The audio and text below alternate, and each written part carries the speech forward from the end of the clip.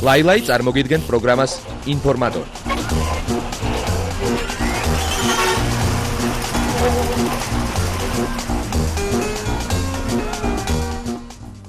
საღამოშვიდობისა, ეს არის ინფორმატორის და ლაილაის 10 საათიანი ყველაზე ვრცელი გამოშვება და დღეს თქვენს ინფორმირებაზე ვიზრუნებ მე ლაშა და ჩემი საინფორმატორო ფურცლები.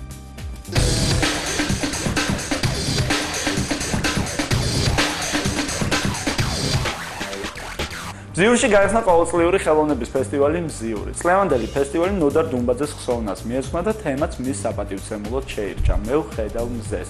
სწორედ ამ თემაზე შექმნის საუკეთესო ნამუშევარი დაჯილდოვდება მთავარი პრიზით. მანუზენაეს სიმწვერვალი დაიფხვა. ეს მოხდა 1919 წელს, როდესაც მისი არტისტული ლექსები დაიბადა არც მომავლის წარმოშობა. მიყავს დაინიციტით რა ხდება ერთი მისი პაცია ლექსის აირამზის სიზმარიას მსგავს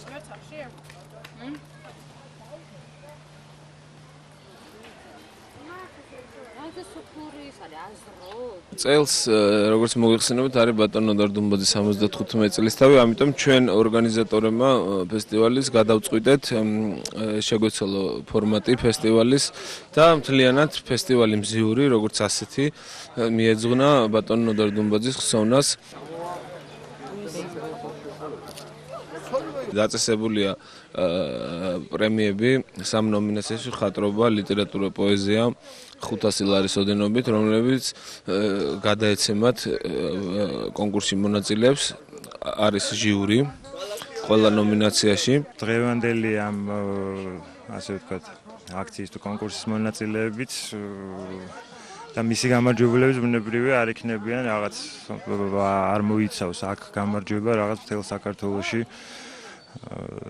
მათი რაღაც ერთადერთობაზე და ასე შემდეგ. ძალიან ბევრმა ადამიანმა არ იცოდა, რომ დღეს ეს ფესტივალი იხსნებოდა და მეც ვინც კი შემხვდა და ვისაც შემძელი რომ ხმამი მეწვდინა, აი ნუ რა ძალიან ცოტა ხალხი იყო ეს ცოტა თამის თამინა. კი, ავიღე ჩემ თავზე გარკვეულწილად.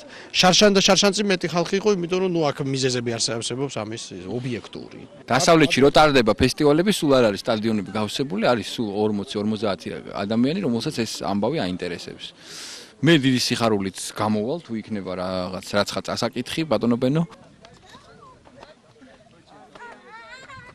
ესეთი რაღაცა მოხდა, რომ გაიყო ორად სურვილი იმისა, რომ ნოდარ დუმბაძის იუბილე გადაეხადათ.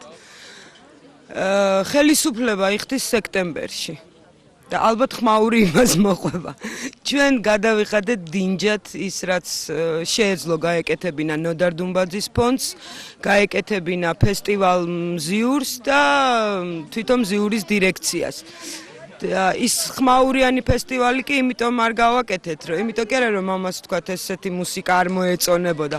უბრალოდ რაღაც უფრო ისეთი ფორმა მივეცით, ლიტერატურული. გილოცავთ ამ დღესასწაულს, შვენიერ დღეს, ძალიან ლამას საღამოს და მოხარული ვარ იმის გამო, რომ გრძელდება ეს შვენიერი დღეები, რასაც ქვია მზიურის დღეები, მზიურის ფესტივალი, რომელიც აგერ უკვე მეოთხე თუ მეხუთე ტარდება, ხო, თუ არ ვიცი. კულტურის განყოფილების უფროსი დათო ოქიჭაშვილი თავის გამოცდილებას და ცოდნას სექტემბრიდან სტუდენტებს გაუზიარებს. უფრო დაწვრილებით კი ამის შესახებ თავად დათო გვეტყვის. მე რა თქვენ რო სულ ყველა შეიკრიბებით, ბატონს რა როგორ გჭირდება ვის თქვენ გაინტერესებს, მაგრამ მე მაინტერესებს თქვენი ხედვა, თქვენ რატო ჩააბარეთ და ჩემგან რასები. თქვენი შრომა, სადაც თქვენ იმუშავებთ, იქნება ანას გაურებადი. იმიტომ რომ თქვენ თავიდან უნდა შეეჩვიოთ იმას, რომ თქვენი შრომას ვიღაცა აფასებს. ყველა მეორე მღერის ასე ვთქვათ, მის პატარა ფული შონა, ყველაფერი უნდა ითქვას და სამალი არაფერია.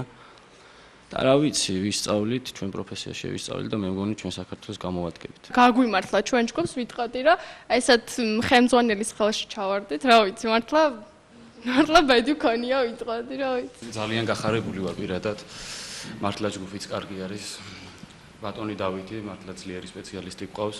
მაქსიმალურად ვეცდებით ის ცოდნა, რასაც ბატონი დავითი გადმოგცემს, ავითვისოთ და გამოვიყენოთ ქართულ შოუ ბიზნესში. მე ვერასდროს ვერ წარმომედგინა, რომ თქვა, აი ბავშვებთან, სტუდენტებთან მომიწევდა აი ამ თემაზე საუბარი და სახელმწიფო მივიდოდა იმ გადაწყვეტილებამდე, რომ თეატრალურ ინსტიტუტში გახსნილიყო ეს ფაკულტეტი. მე თავიდანვე ვიტყვი, რომ ძალიან დიდი ინტერესი იყო ამ ფაკულტეტის მიმართ. ეს იმაზეც მეტყველებს, რომ თქვათ აპირებენ სექტემბერში, რომ ამ ფაკულტეტზე თქვათ სხვა ფაკულტეტებიდანაც გადმოვიდნენ, მე დღეს ეს მითხრეს და მე გამიხარდა იქიდან გამომდინარე, რომ იგივე თეატრალური ინსტიტუტის ხელმძღვანელობა ძალიან კარგად ეკიდება აი ამ ფაკულტეტს. ჯგუფი უტოპია ახალ კლიპს იღებს. შეგახსენებთ, რომ ამ ჯგუფმა მეგას დაჯილდოების ცერემონიალზე წლის აღმოჩენა ჯგუფის ნომინაციაში გაიმარჯვა.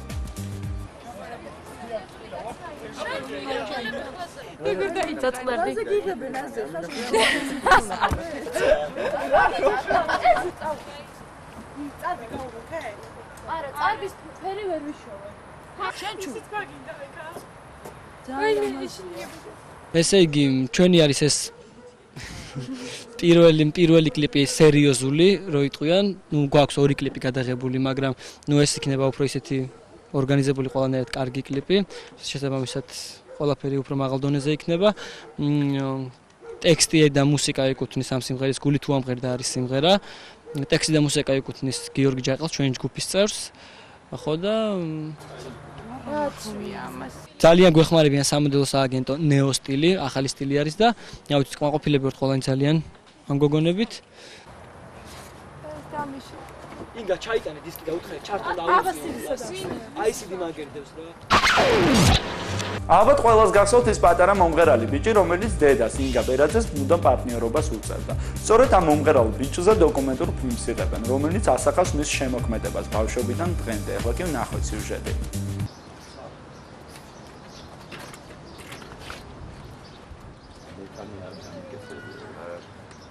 ის ჩვენი გადაღებული დარჩა და დარჩა ეს.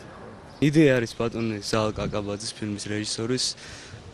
საქმე იმაშია, რომ ბატონი ზაალი ძალიან ადრე ფიქრობდა, რომ გადაეღო ეს ფილმი, მაგრამ რატომღაც ფინანსების გამო ვერ ხერხდებოდა, მაგრამ ეხლა გამოყვეს ამ ფილმისთვის ფული და კეთდება ესე ფაქტურად ეს არის ფილმი, სადაც ასახულია ყველაფერი, რაც გამიკეთებია ბავშვობიდან დღემდე. აქ არის რაღაც 3 სიმღერა შევა და ეს ფილმი ჩემთვის ძალიან მნიშვნელოვანია, იმიტომ რომ ეს ყველაფერი საბოლოოდ დარჩება და კარგი არის.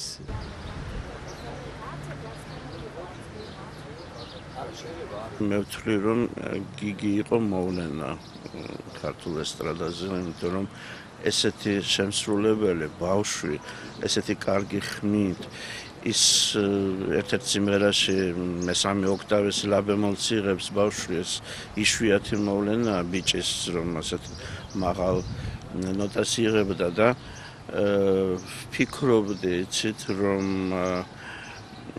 საერთოდ დიდი ცოდვა მოხდა, რომ მასზე თავის დროზე არ იქნა ფილმი გაკეთებული. აი ვერ გავიგე ამ ცხოვრების ამბავს. ძალეთვავდი რომ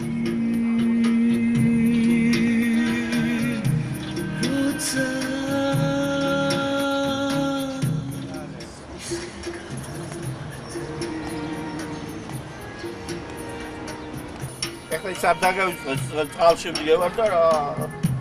ნაწილი გადავიღეთ ბათუმში და დარჩენილი რაც აქვს, მე მგონი დღეს დავამთავრებთ ყველაფერს. ლაილაი წარმოგიდგენთ პროგრამას ინფორმატორი.